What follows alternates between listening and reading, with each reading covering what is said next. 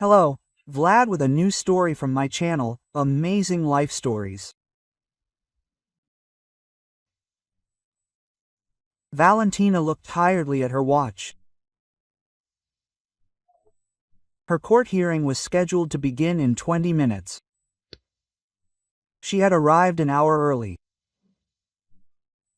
Valia had arrived for her own divorce hearing straight from her night shift at the veterinary clinic, where she worked as a doctor's assistant. Her duties included caring for animals in the ward, and her schedule often included night shifts. Her marriage to Teres had been troubled from the very beginning. While before the wedding she was willing to put up with her fiancé's excessive stinginess and harsh behavior, afterward their life together became literally more unbearable with each passing day. Sometimes it seemed as if she had been dating one man and, for some strange reason, married someone else entirely. Her selfishness and greed were gaining momentum. Teres worked in construction and was closely involved with various businessmen. Money became increasingly important to him. Less than a year after their wedding, he began openly mocking her. "Don't you feel sorry for wasting your time on all these animals? A stray, a thoroughbred, they're all the same. They'll die anyway from some trivial thing, and yet you're still trying to save them, nursing them back to health. It's just that not everyone thinks only about money, Teres," she replied coldly. "Unlike you, many people do have a heart." In response, her husband's lips curled into a contemptuous smirk. "Well, yes, go on deceiving yourself. You simply can't make money any other way." Quote. Valentina, sitting on the bench outside the courtroom, took a deep breath. Be that as it may, she had hoped to the very end that her husband might change, that perhaps his heart would thaw and he would realize how wrong he had been.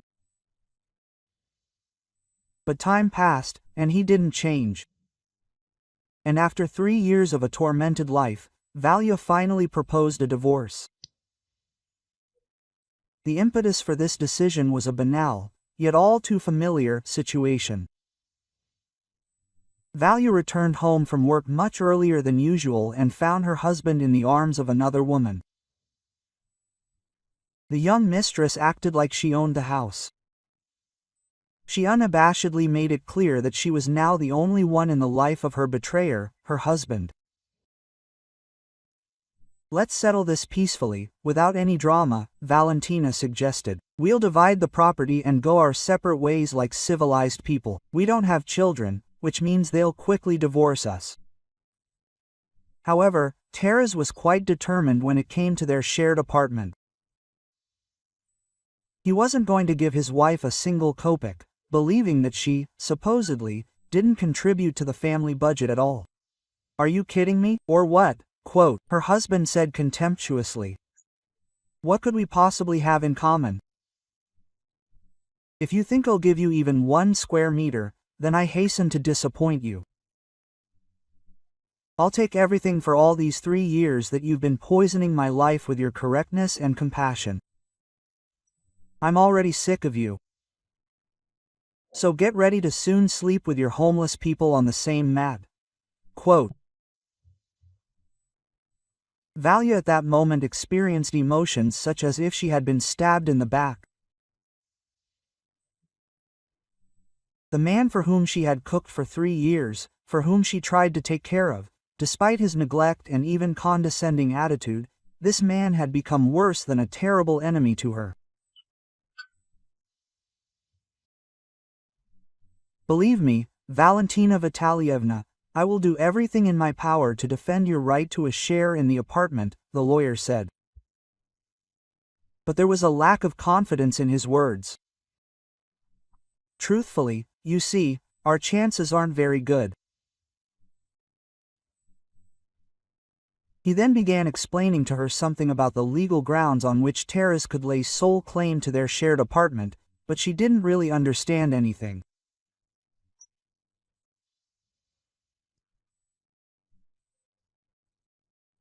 Unfortunately, she simply didn't have the money for a good lawyer, so she was already bracing herself for a loss, although she faintly hoped that the free lawyer provided by the state could perform a miracle.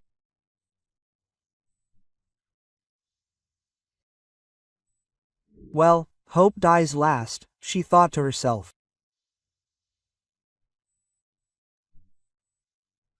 With these thoughts, Valentina entered the courtroom, trying not to look at Teres, who had just arrived with his young mistress, who was dressed too brightly for such an event.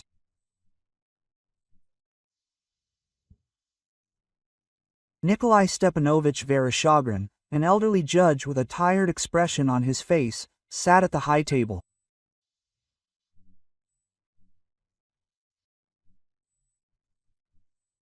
His dark brown eyes regarded the Krylovs without much interest, yet Valentina couldn't help but notice how penetrating that gaze was, as if the judge were studying them closely, though doing so more out of reflex than from a genuine desire to understand.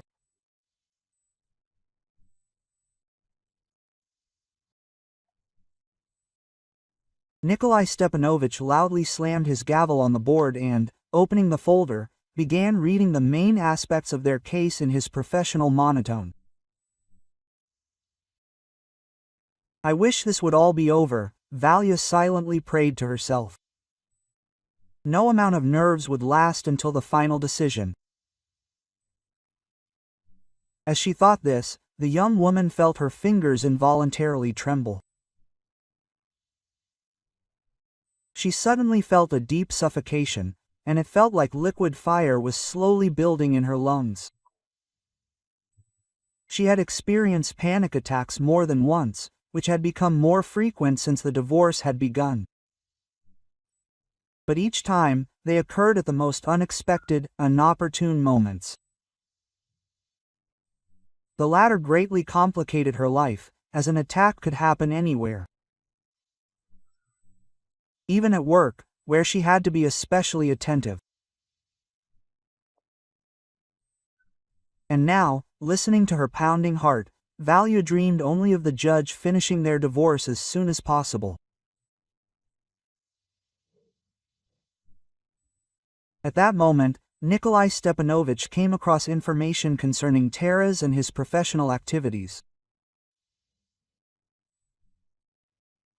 For the past couple of years, her husband had been heading a construction company and often boasted that at 33, he had already managed to secure the position of CEO, while she, at 30, was still giving injections to dogs and cats. Glancing at the businessman's personal information, the judge suddenly winced and fell silent. Although his husband's surname was quite common, which initially didn't catch his attention, something unpleasant stirred within him. A kind of bad feeling. Seeing the name of the company owned by Teres, Nikolai Stepanovich instantly understood everything. Okay, attention, the court is adjourned. The deadline has not yet been determined, he announced loudly, after which Teres's lawyer jumped up from his seat. Waving his arms, he began to protest. Like, why is this? There are no obvious preconditions for delaying the case. So you think I'm not competent enough in my job? Quote. The judge looked at the lawyer with a warning glance. Unfortunately, I really cannot continue to handle this case. In this case, there is a conflict of interest. Quote. Nikolai Stepanovich shook his head and explained, looking at the perplexed spouses. It so happens that my family is one of the plaintiffs in the class action lawsuit we filed last week with the investigative committee.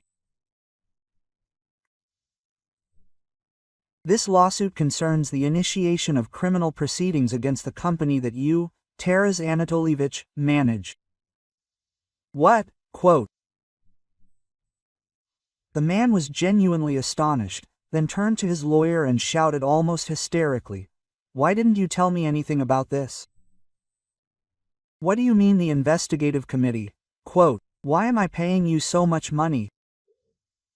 The lawyer began to weakly justify himself by claiming that the information hadn't reached him yet. However, the judge interrupted their squabble with a gesture. Just so you know, Taras Anatolievich, this case concerns fraud on an especially large scale, as well as failure to comply with safety requirements and the provision of services that do not meet the safety of life and health of consumers. Taras made a maximally serious expression on his face. I don't understand what you're talking about. This is the first time I've heard of such a thing. This is a provocation, dirty slander. Quote. Nikolai Stepanovich tried to speak as restrainedly as possible, but Valentina didn't miss the anger hidden in his voice.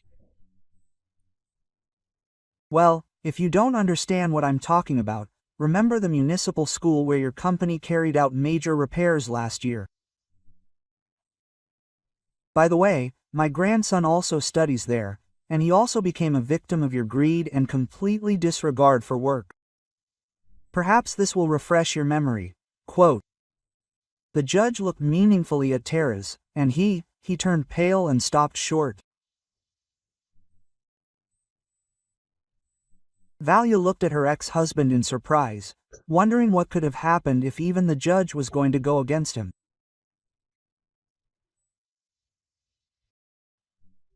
Once again, citing forced bias, the guardian of justice left the courtroom. As she left the building, Valentina turned around and saw her mother-in-law glaring at her with hatred. She and Anna Kirilovna had never had a particularly warm relationship. But Val hadn't expected her husband's mother to hate her so much. The next minute, her son joined her in the company of his new passion. Her husband's mistress caught Valentina's sad gaze and grinned insolently, showing everyone that this wasn't the end.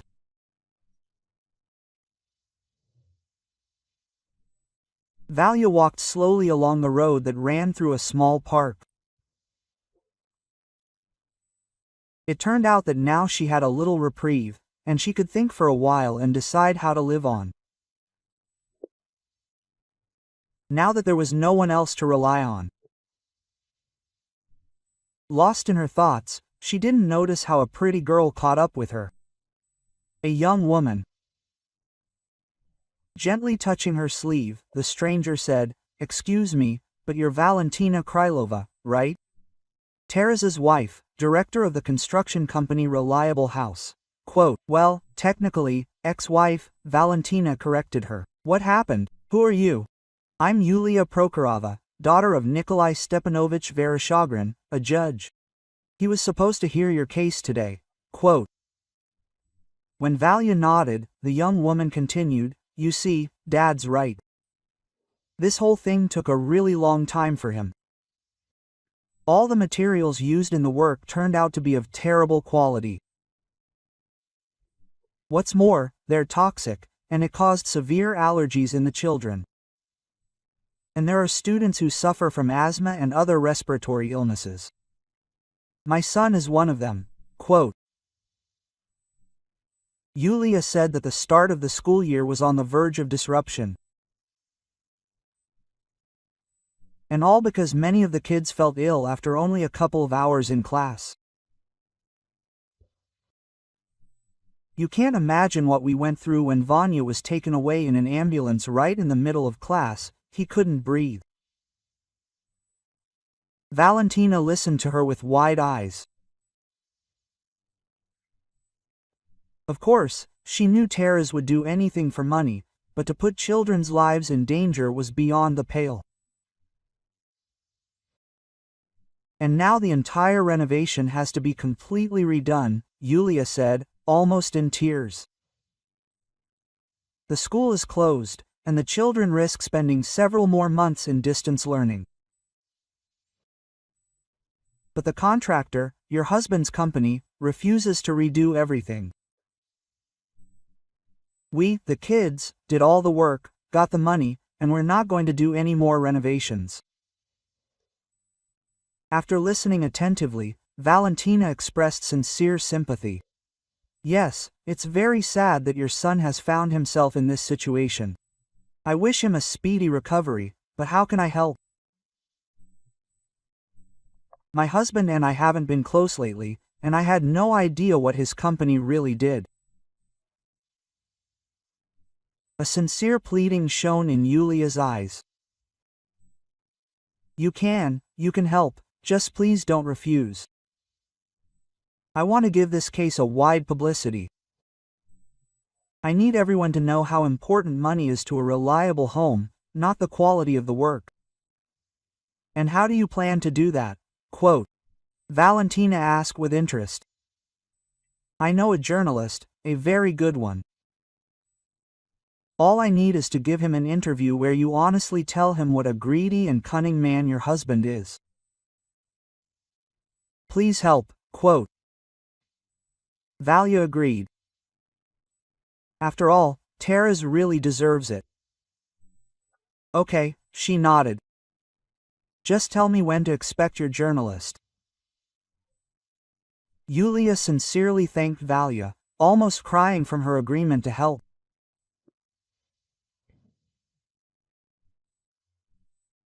A couple of days later, returning home from the veterinary clinic, Valentina found a tall young man on the landing of her rented apartment. He was holding a miniature folding camera in one hand, and with the other he was setting up his compact voice recorder. Valia remembered Yulia calling her the other day to warn her that a journalist was coming soon. She needed to give the interview to him. But when the young man turned around, Valentina's heart instantly went cold. Quote. Misha? She asked slowly, frozen in place. He paused for a second. The journalist looked at her blankly, but then a spark of recognition lit in his eyes. Quote. Valia. He responded hesitantly, Zuravleva. A wide smile appeared on his face. He came up and hugged her tightly, from which Valentina almost lost consciousness. Her heart was beating so hard in her chest at that moment.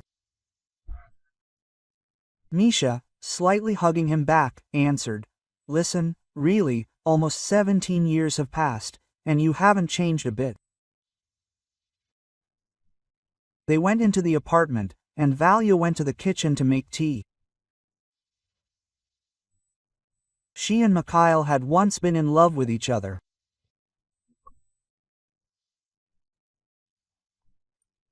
It happened back in school, in high school, but then for the girl all this was the purest, most beautiful and bright feeling that she carried through the years, carefully keeping it in her heart.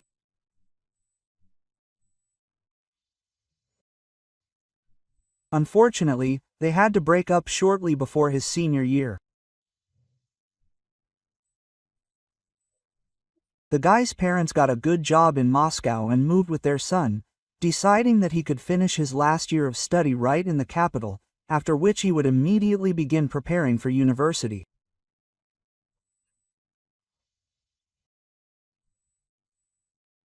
Valia remembered how her heart was suffering then, but even Misha himself could not do anything.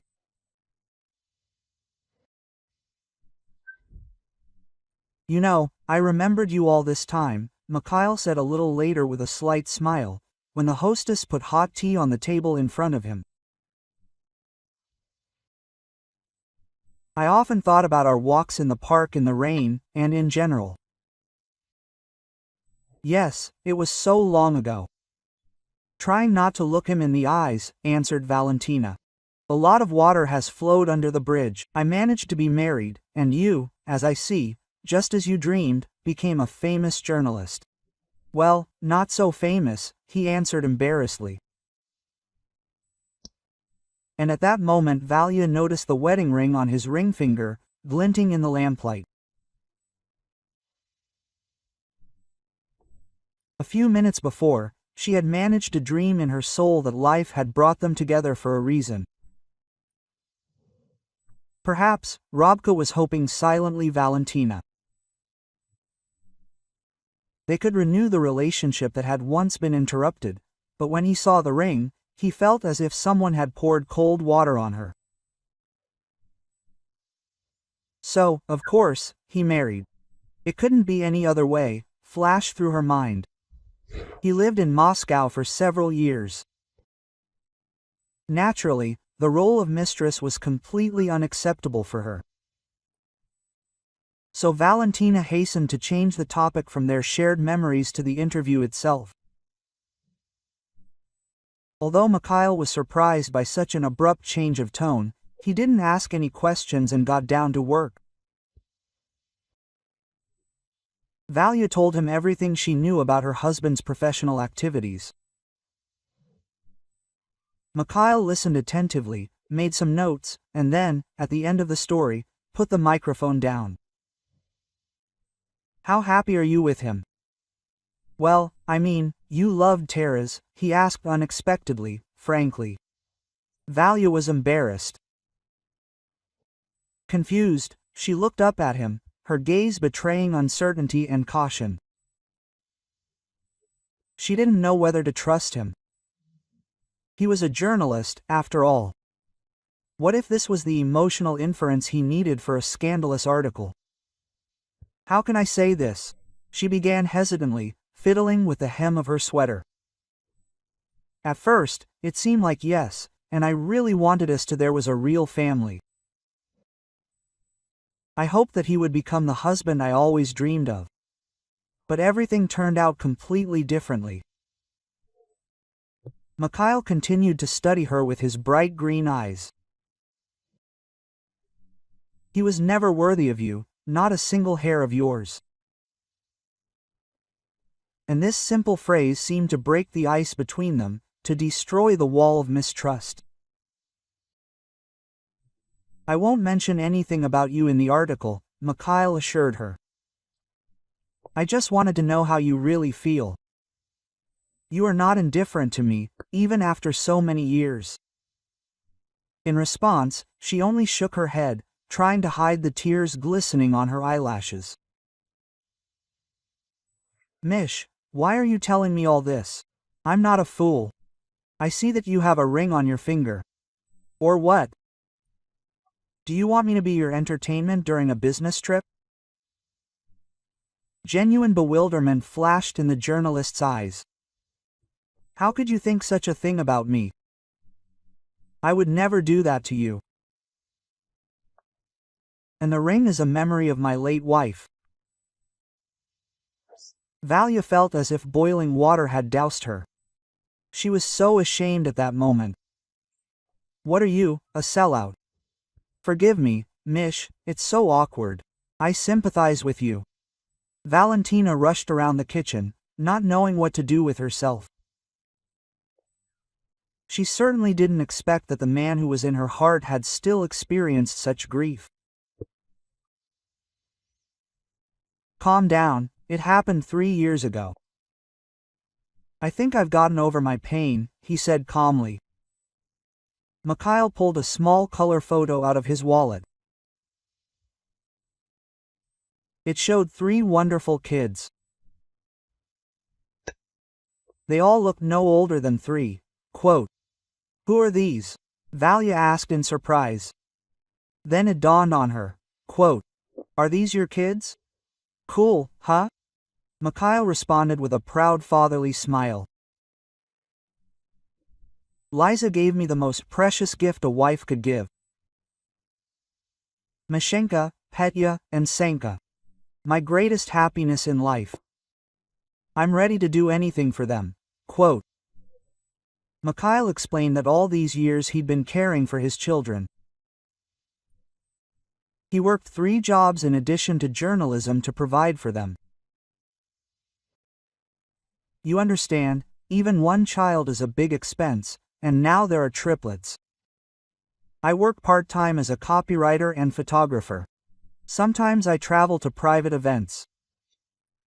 In such cases, of course, I have to ask a nanny to watch them. I'm also quite good at video editing. Where do we live?"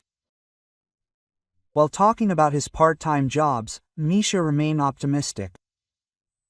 Of course, he was very tired, but the end result was excellent. His 3 children were preparing to start first grade this year, and he had already bought everything they needed for school, from uniforms to a set of textbooks.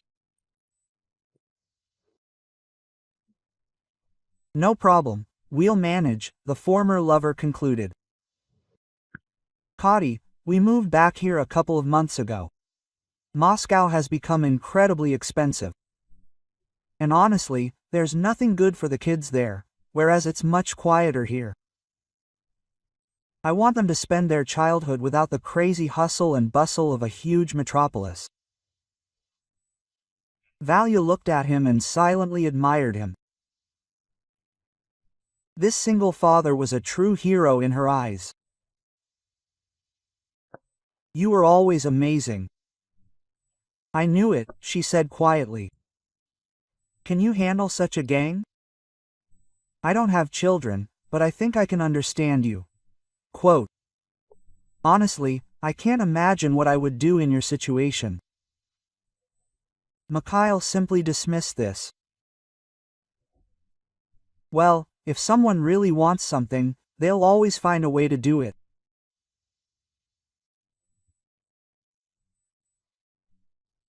After they broke up, Valentina pondered his words for a long time, involuntarily comparing Mikhail to her ex-husband, and at some point realized what a huge mistake she'd made in choosing Taras as her life partner.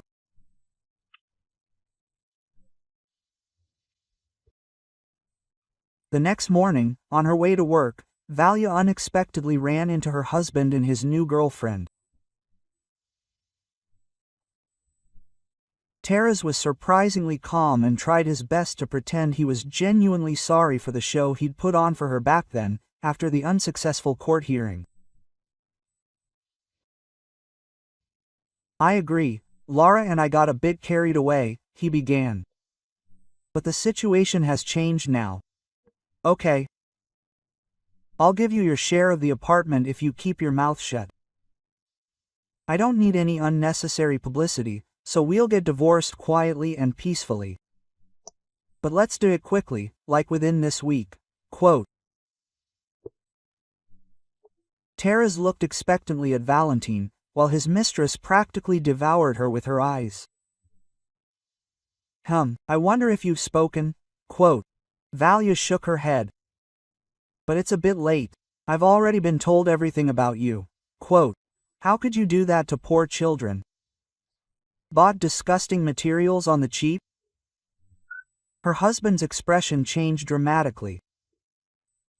Irritation showed through his politeness. "Who cares about a couple of people? Maybe they have a slight and weak heart, and anyway, why are you meddling in something that isn't your business? Are you not happy with the price?" "It's not about the money," Valentina retorted. "You know perfectly well that you've suffered far more, including the judge's grandson. Do you have to answer for your actions, Taras?" She took a deep breath and admitted that she even gave an interview against him. "So I hope law enforcement will pay attention to you," Valia said boldly, raising her chin proudly. "What did you say?"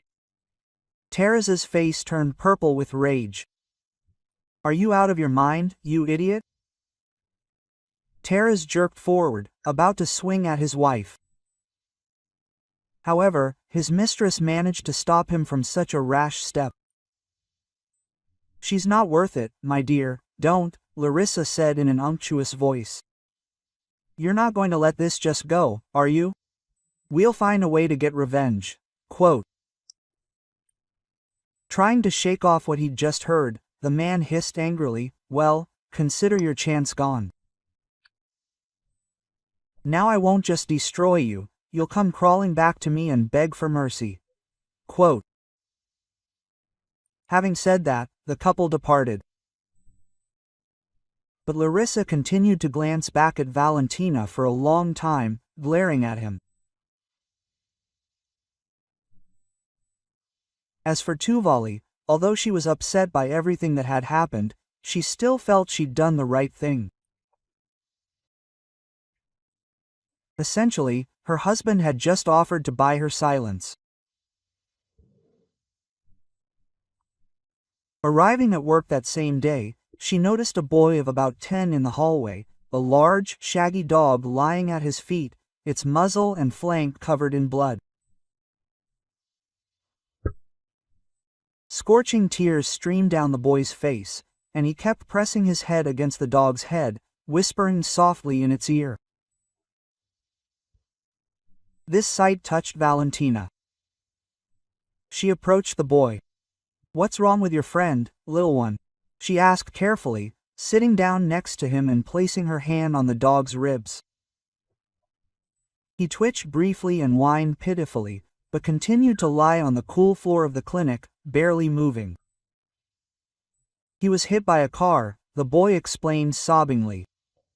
"Tell me, will he die?" Valentina carefully examined the dog and said quietly, "Don't worry too much. The doctor will be free soon, and we'll examine him." Quote, "What's his name?" "Lucky," the boy answered, crying. "He's my best friend.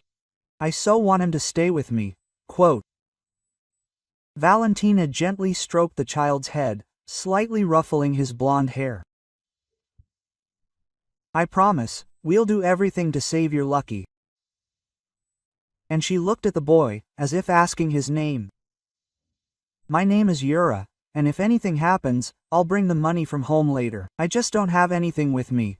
Quote. Valentina nodded understandingly, then went into the office to see the vet on duty and explain the situation.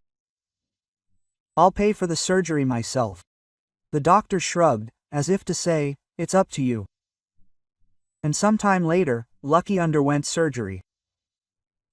It turned out the dog had a couple of broken ribs and a dislocated hind leg.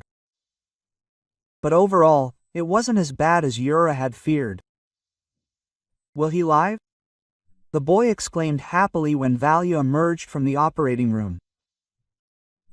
"Yes, but he needs special care, so he'll need to stay with us for a couple of days," she replied. "But I'm sure he'll recover quickly. You have a strong, good friend." "Thank you, Aunt Val," the boy exclaimed joyfully and instinctively hugged her, pressing his face, flushed with excitement, to hers. Valia smiled shyly. She felt so good from hugging this poor boy that she once again regretted not having children in her marriage.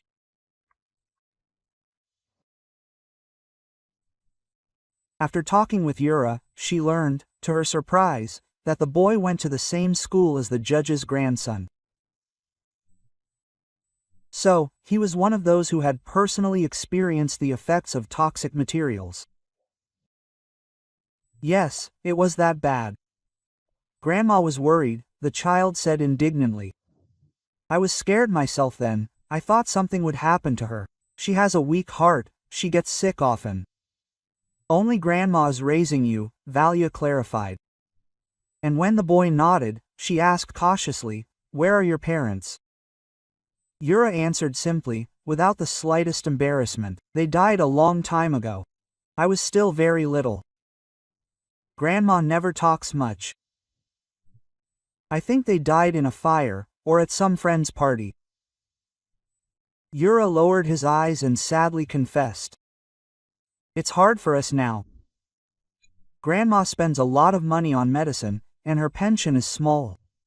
Now I'm trying to earn some extra money. I distribute leaflets and flyers at the mall, but it doesn't last long. Adults say I'm too young to be given anything serious." Valentina nodded understandingly. "That's all right. Ideally, at that age, you only need to study at school and play with other kids. And work is the responsibility of adults." Yura looked at her with eyes full of gratitude. "Lucky is my only true friend. He walks me to school and picks me up every day, and I bring him food. Well, at least from the leftover porridge, sometimes bones from the soup set. And he always waits for me. And once he even chased away the school bullies." They wanted to take my last money for lunch and also tore my backpack. After that, Yura remarked sadly, I think the father of one of those guys hit my Lucky. Why do you think that? Valia asked, listening attentively to the boy. Because Lucky grabbed the boy by the leg. Well, not hard. And this Komarov's father is some famous businessman. So what does it cost him to get revenge? That's right, it was Senka Komarov who complained. Valia sincerely sympathized with Yura, after which she asked the veterinarian for permission to leave for a while. She wanted to walk the boy home to see if he could care for the sick dog after Lucky was discharged. Seeing Yura's grandmother, who greeted them at the door, Valia understood what the boy had been telling her. Ina Arkadievna looked utterly exhausted and very weak. She kept wrapping herself in a wide, fluffy shawl and couldn't get warm.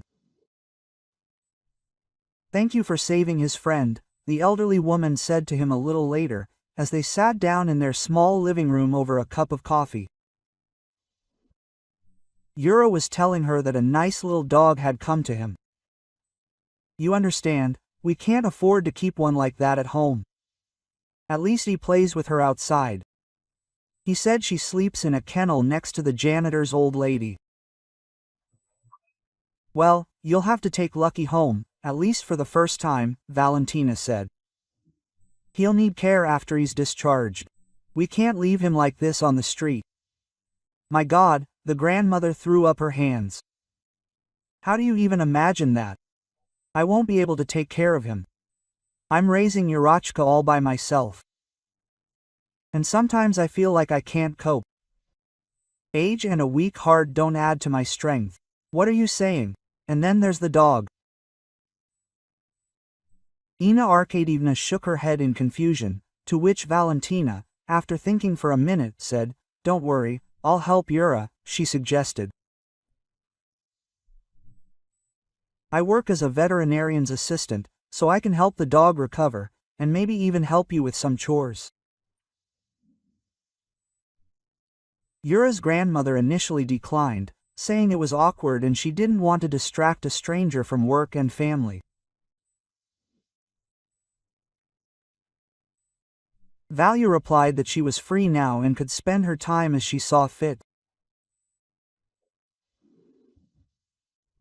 Thanking her, Ina Arkadievna walked her to the door. She quietly crawled into bed.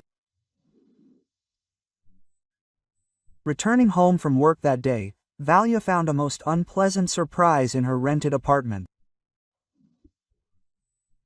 The front door had been kicked in so hard it literally flew off its hinges. When she stepped inside, she saw that everything had been turned upside down.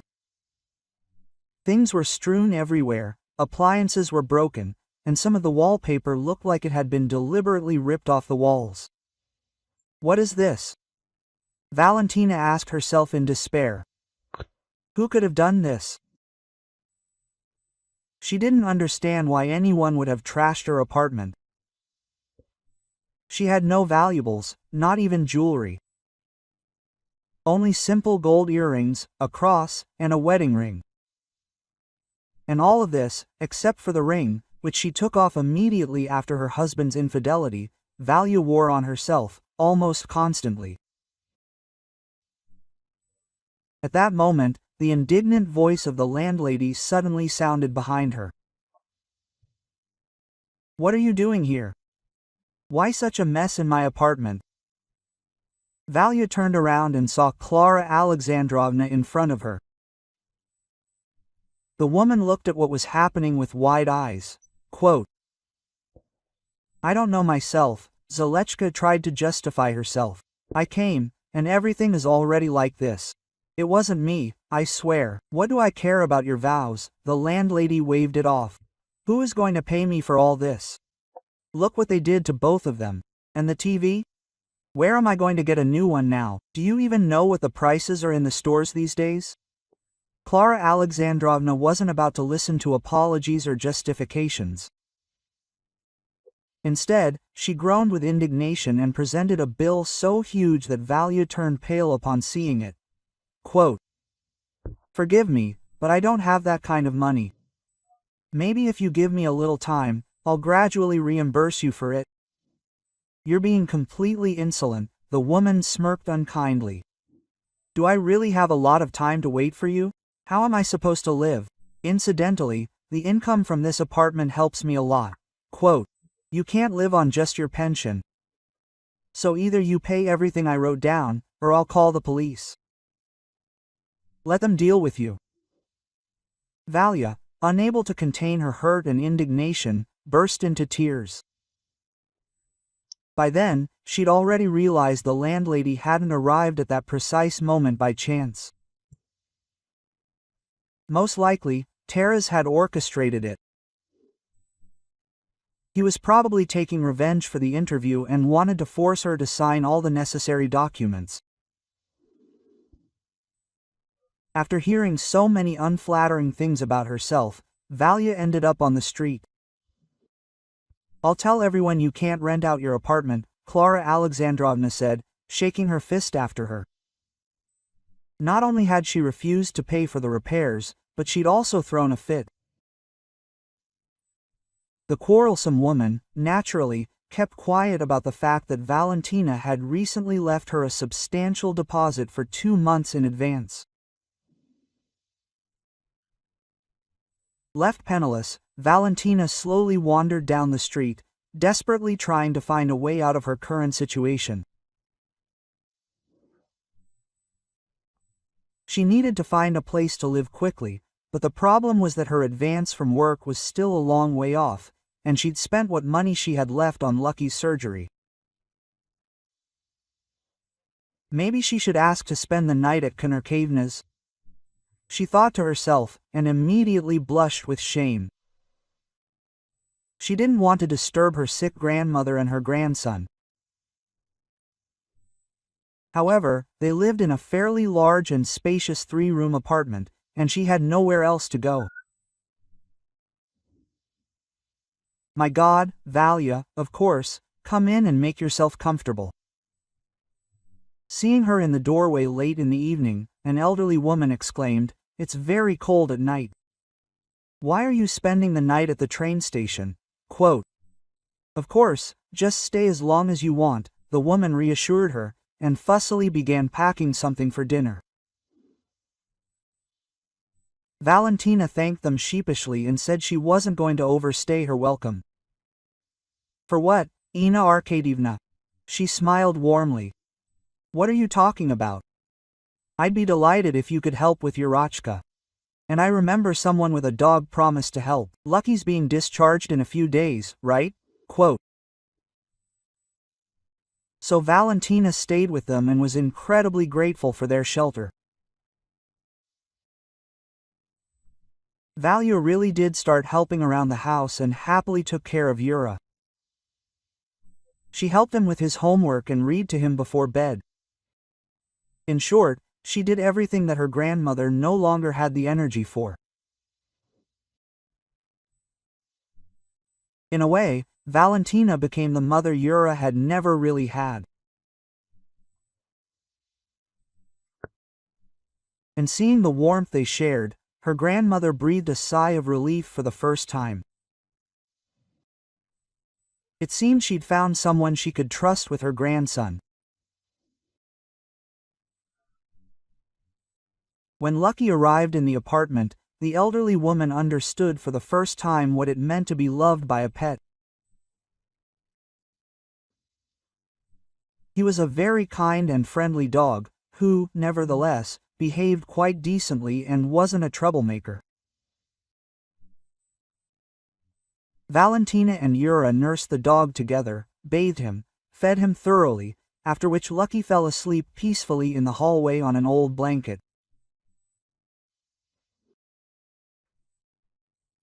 The dog often came into Ino Arkadievna's room and silently laid his large, shaggy head on her lap.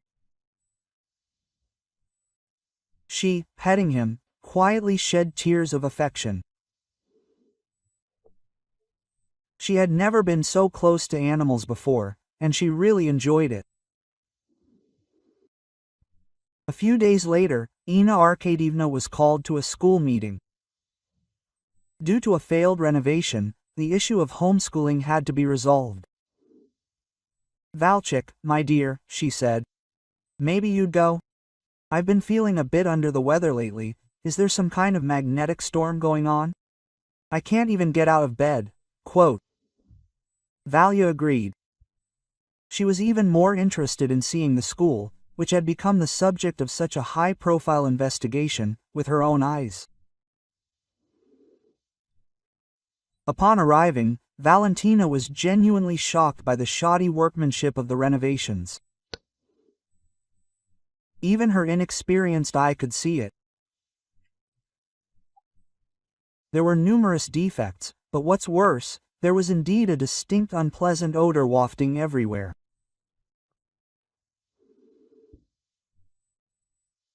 During the meeting, Valentina had a rather unpleasant conversation with Dmitry Komarov, the father of the boy who had bullied Yura. "Tell me honestly, weren't you the one who hit the dog with your car?" Valia asked him after the meeting. The businessman didn't deny it, but instead loomed over her menacingly and grinned crookedly. "So what? What are you going to do to me?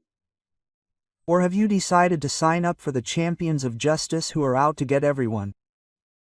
If anything happens, I'll tell you so. Your dog bit my son. Or maybe he's rabid.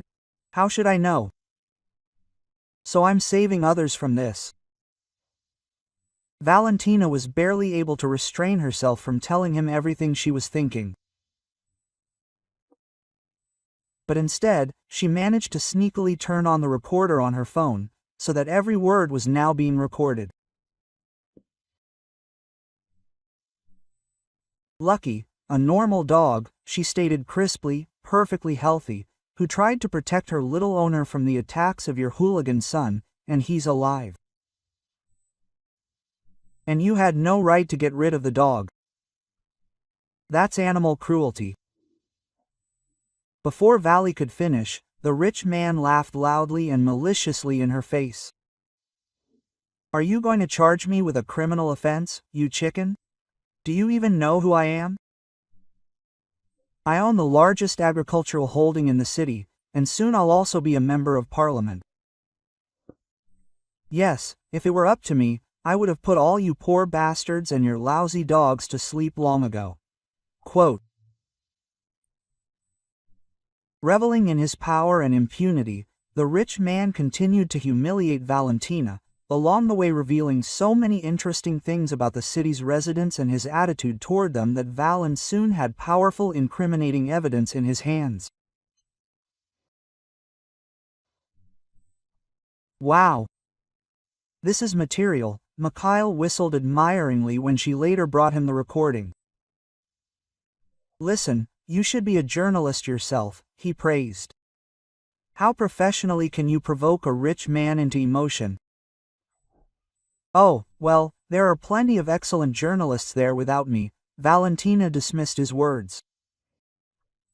"Tell me, can this be published? And the sooner, the better. I want the city to know what kind of scoundrel they're about to put in power." "No problem," nodded the journalist. "I'm sure his sponsors themselves will be interested to know what kind of guy they're putting forward as a candidate." Pretty soon, Mikhail fulfilled his promise and made Dmitry Komarov the star of his latest exposé. Fortunately, those who stood over the boorish businessman saw and read Mikhail's piece, after which the school bully's father began to have serious problems. So much so that not only his business reputation was at risk, but also his freedom. The police became interested in some of his words. At the same time, the school scandal was already gaining momentum in the press. No matter how Taras put on airs in front of his wife, The police had questions for him, so soon the man was brought up on several serious charges that threatened not only huge fines, but also a very significant prison sentence.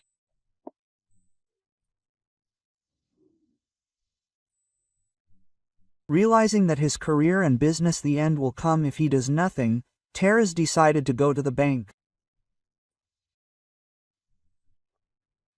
"We need to burn this school down," he told his lover before starting work on his insidious plan.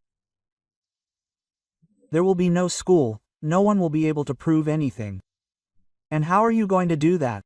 Larissa didn't understand. "It's not like it's a car in a parking lot, you can just set it on fire." Teres didn't share the details with his lover, believing it was better for her to know less and sleep better.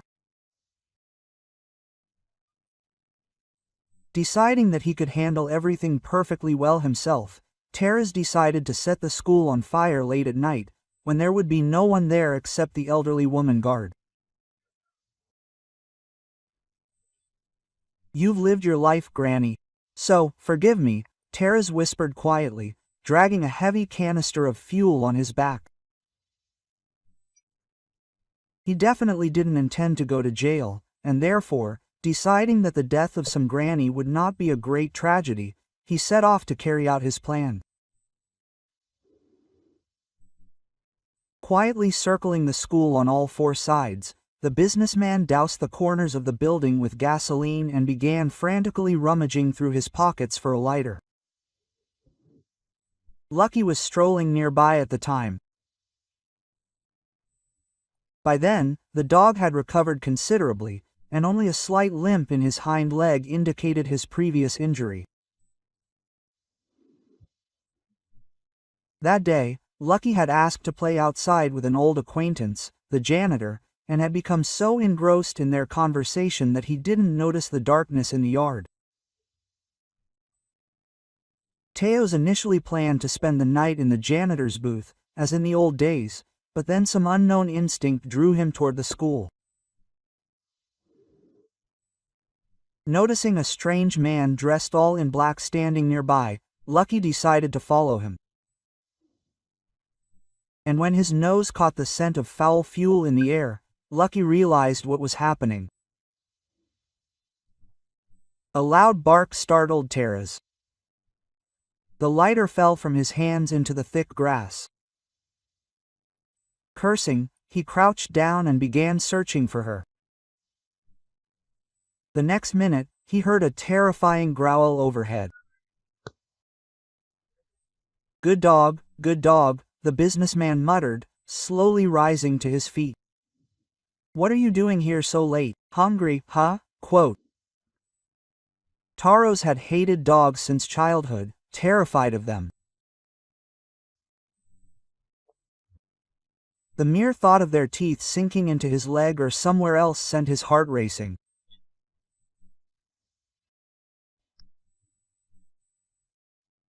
Spurred on by the menacing barking, he took off running, completely forgetting that he'd left the half-full canister right at the crime scene. The very next day, the police dropped by the construction company owner's home and were perfectly able to recognize the perpetrator on surveillance cameras.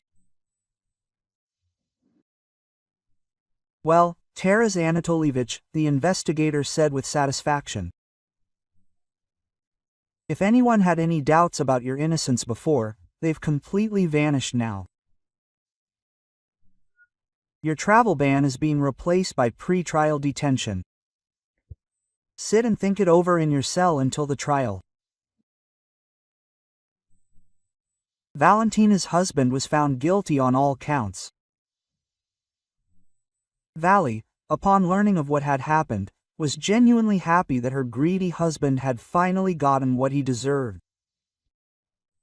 They divorced quickly, and the apartment ultimately went to Valentina. However, this seemingly blissful situation was suddenly overshadowed by the unexpected death of Yura's grandmother. Ina Arkadievna passed away quietly in her sleep, and before she died, she wrote a note and left it on her bedside table, stating that she had made a will in Valentina's favor.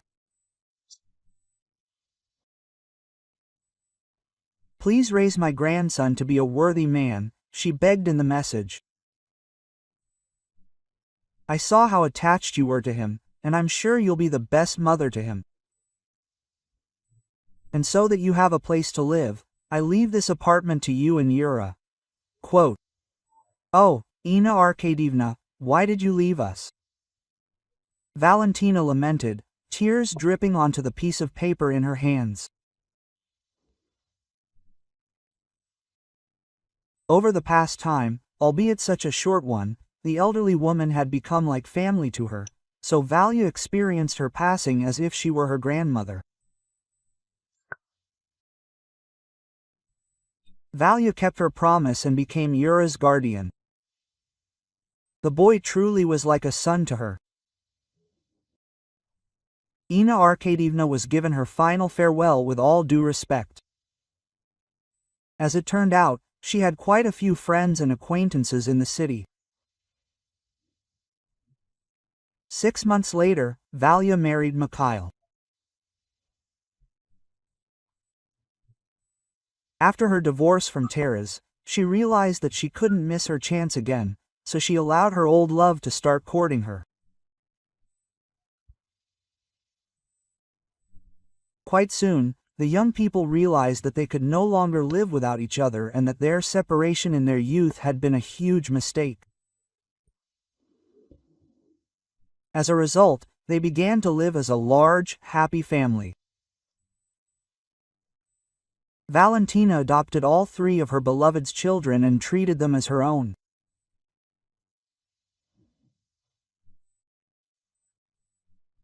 Life together became much easier for them, because now they all knew that in this vast and harsh world, they can always rely on each other.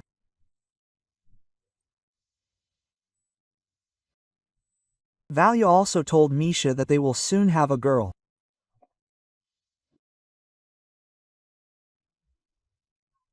If you like the story, please support me with a thumbs up. It's just one click for you, but it means a lot to me. Thank you. M.